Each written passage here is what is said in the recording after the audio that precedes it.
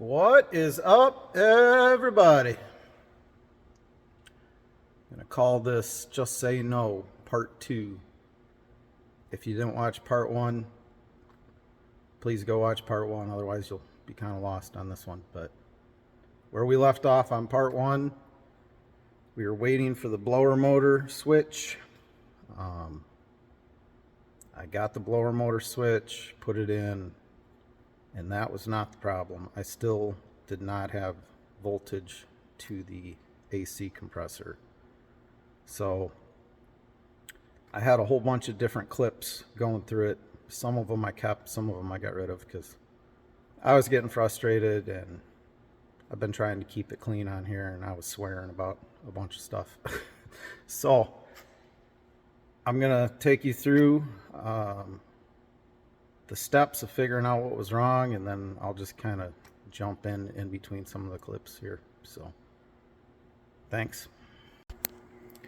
All right, it is officially driven me to drinking now.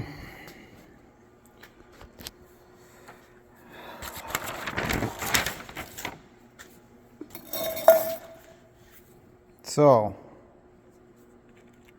these three wires that I unhooked at that wiper mean nothing, because the power's coming in here,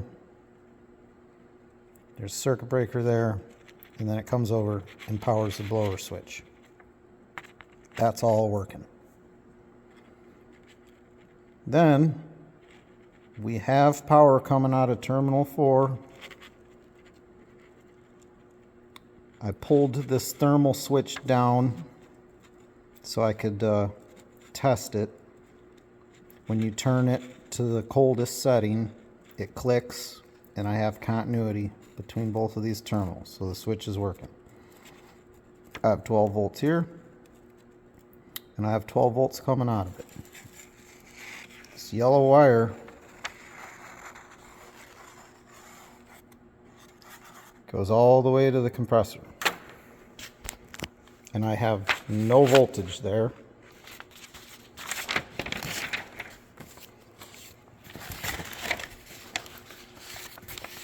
The dreaded plug on the firewall is where I am suspect. Radio compressor, left wiper, left blower. Terminal 32.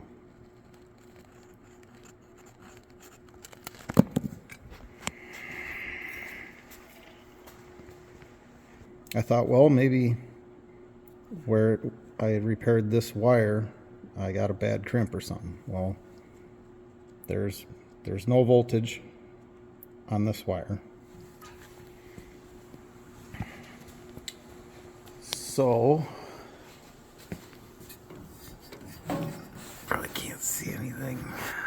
There's a yellow wire in this loom, and there's a connector right up there at the radiator. So I checked there. There's no voltage. The next connection is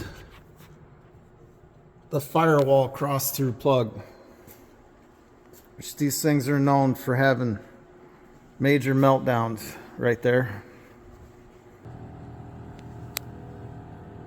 I checked, got 12 volts on this side of the plug, so I'm not touching that. Then I started looking. This harness here goes up to the front, but looking at the wiring diagram, there's a harness that jumps down here.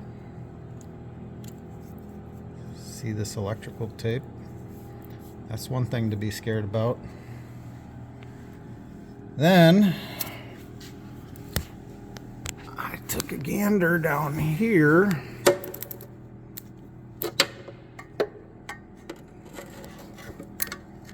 I don't know if it'll show up, but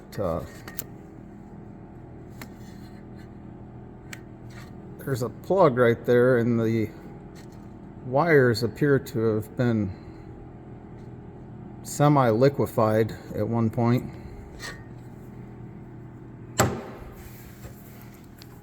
While I wiggle this, hopefully the camera picks up the blower motor's running. Did you just hear it stop? Depends on the angle of the dangle of this wire harness.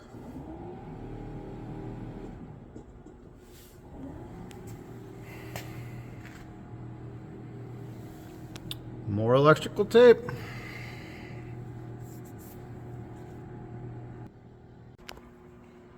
Okay, it's the next day. I unhooked the batteries so this thing didn't burn my shop down last night. So I started looking at this mess. I'm thinking this harness could tell some stories because she's had some rewiring done, but luckily this part of it looks like was not done by the same one person that did the radio install. But so this connector does not look super good. I have my meter hooked into the yellow wire at the compressor, and I had a feeling that this was the connector that is that same wire. So I unhooked it here. I'll try to do this with one hand to see if I have continuity.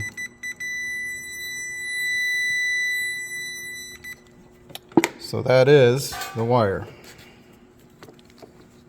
And I have continuity from here to the compressor.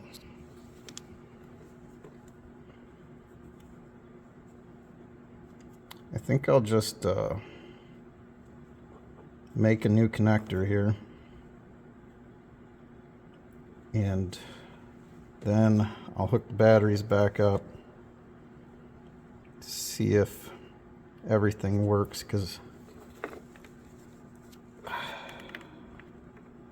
I do not want to get into this can of worms here. We'll see if everything works. I'll wiggle it around, make sure the blower motor isn't still turning on and off when I wiggle this. And then we'll go from there.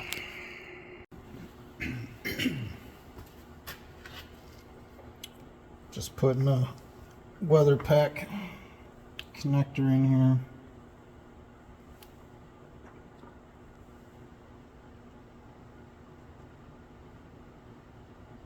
It's starting to become personal with me in this tractor now. I'm sure somebody's already typing. You should have done a loaded continuity test. Well, yes, but when I was initially diagnosing this thing, the compressor, once I recharged the system, was cycling on and off just fine. Obviously, it was on borrowed time, but I did not know that at that moment. Okay.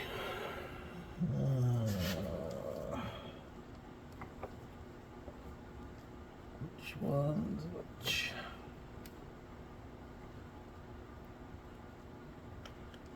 This one's the yellow.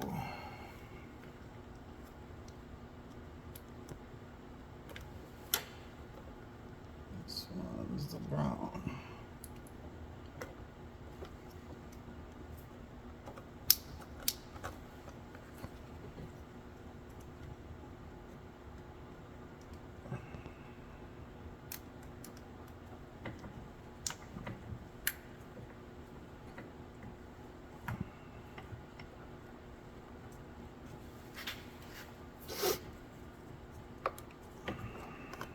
Man, there's some definite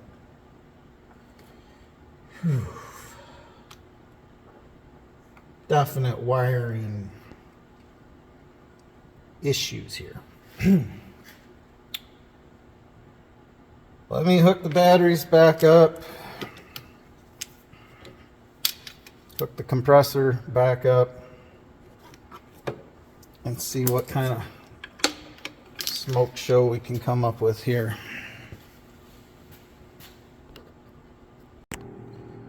All right, it's hooked back up.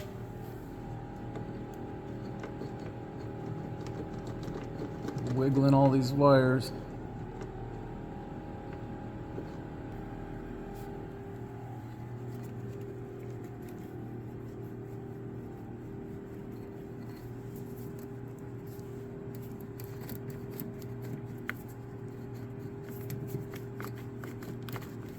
Oh, I haven't heard it slow down.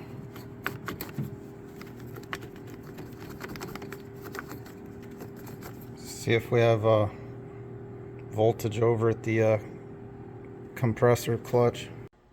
All right, from that point where I fixed that connection, the 2-wire connection, and I was wiggling around the harness, and I didn't hear the blower shut off or slow down at all. I went back up in the cab to turn the AC on to see if I had voltage at the compressor, and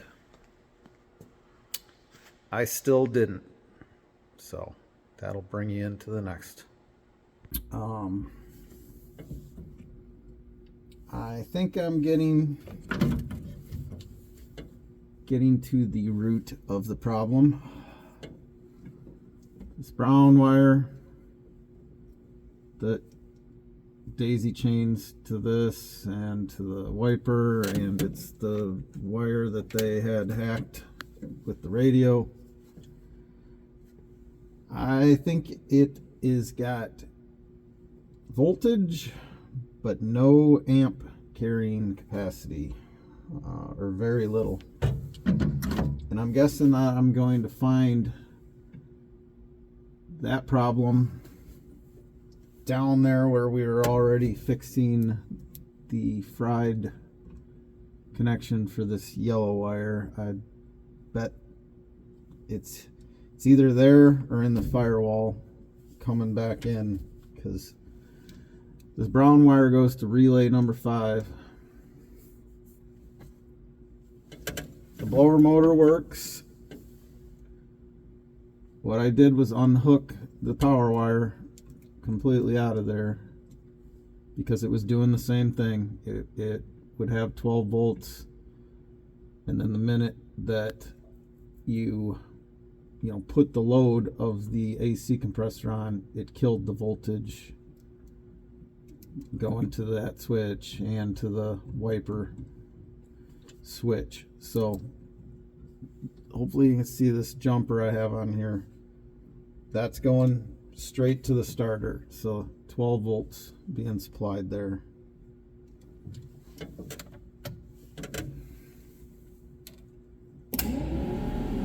Hear the AC kicking on and off.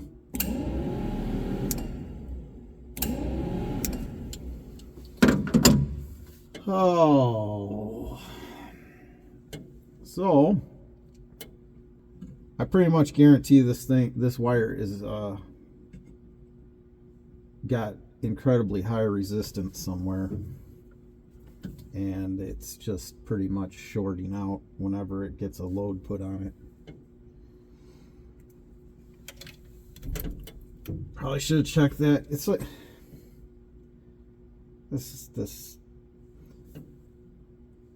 these kind of issues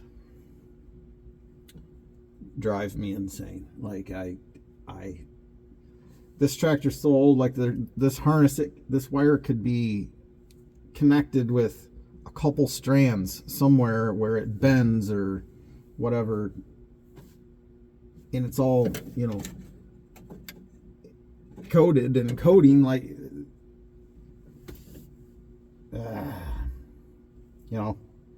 hopefully I can find it where the problem is and I can fix it. But in all reality, this thing should just have all new harness put in it, but that's not happening. So okay, So here's the wire. That's where it's going off over to the radio.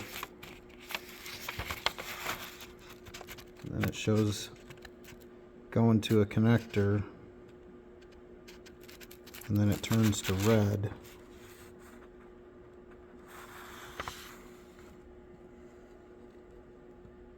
That's your bulkhead at the firewall, and then it turns back to brown.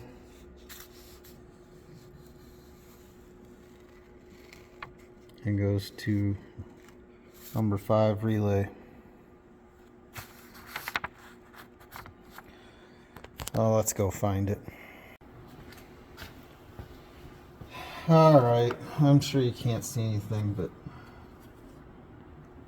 yesterday, or earlier in this video I should say, I said that these wires look like they had been in a liquid state at one point. So I'm just going to go ahead and start there, because this crispy crittered center wire is actually red before it turns to burnt. So I've got my meter tied in to the brown wire up there. Let's see if we can find continuity in this plug. Nothing there. Oh, look at that.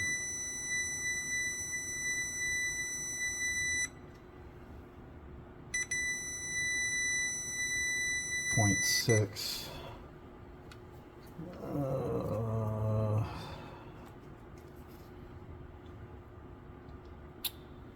Suppose I could figure out the pin up high there, plug this back in, and see if the resistance is higher, because we'd be checking it after this plug. But I mean, this thing,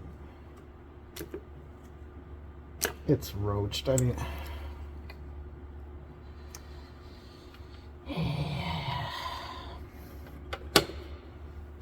you ever get to the point where you just want to scream and throw things? Well, I was there yesterday. Now I just want to cry. Just want to cry in the corner for a little bit.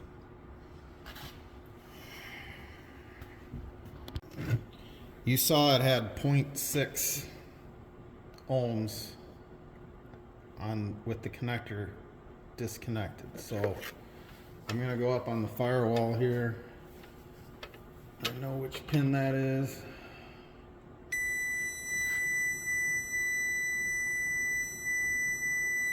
.9.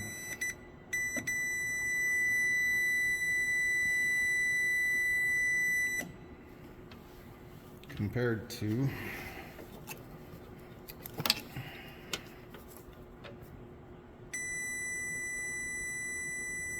.7. And that's only like 2 or 3 feet of wire distance from that connector to the firewall plug.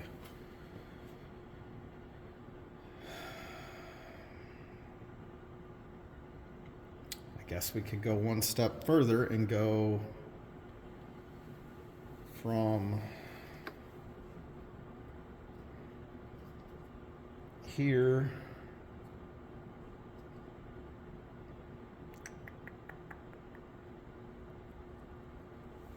we could plug this back in, and we'll go over to the other side where the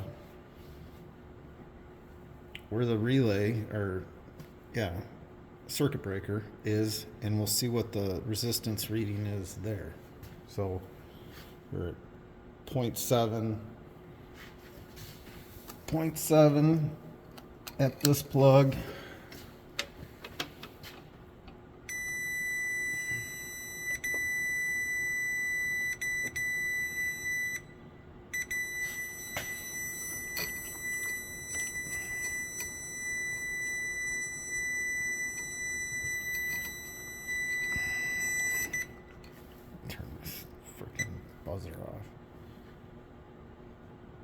of a sudden it started reading differently.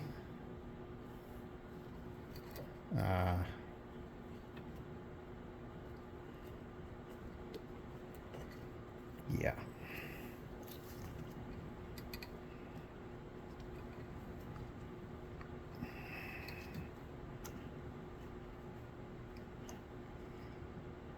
It depends on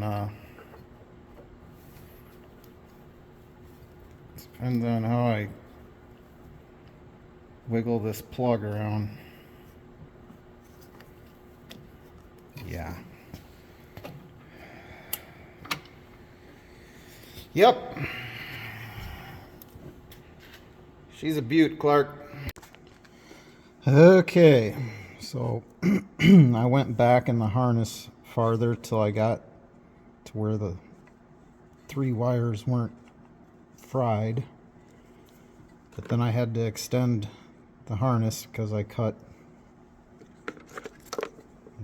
wire off on both sides to get into better wire than that stuff. But yeah. She got hot. And yeah, I know this one that needs to be fixed too. But so I put a weather pack connector in there. You have no idea how much I wanted to just do a full send and freaking butt connect all of that together, but I'm not going to be that guy. So that's together. Let's see what we got at the Firewall for resistance now. 0.2. Perfect.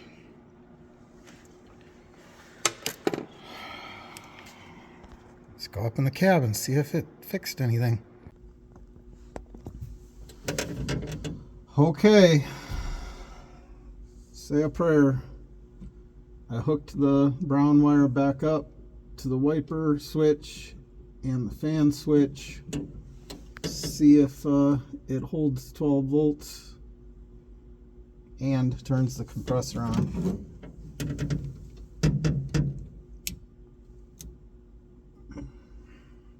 Oh, help if you turn the key on. Oh yeah, I heard the compressor click. Let's see if it's still holding the 12 volts that was going away over at the wiper. Oh, nice.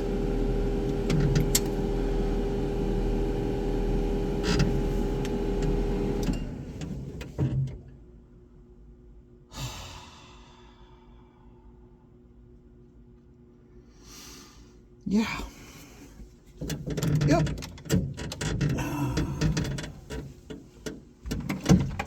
Okay, now put yourself back together and get the hell out of my shop.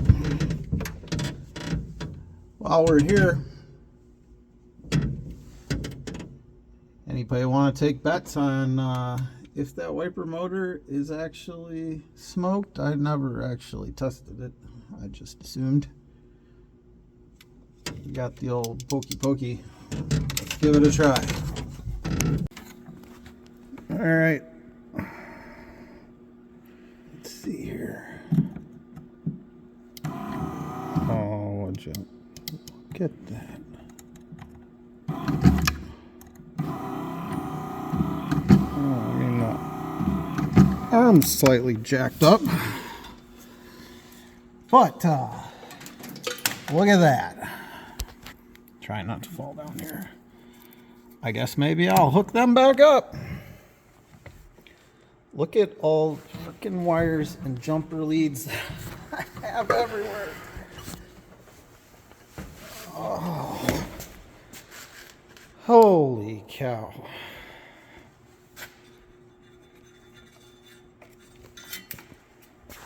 Yep. It works now. All right, here we are. It's all back together. Well, I still got to put the louvers back in. This is that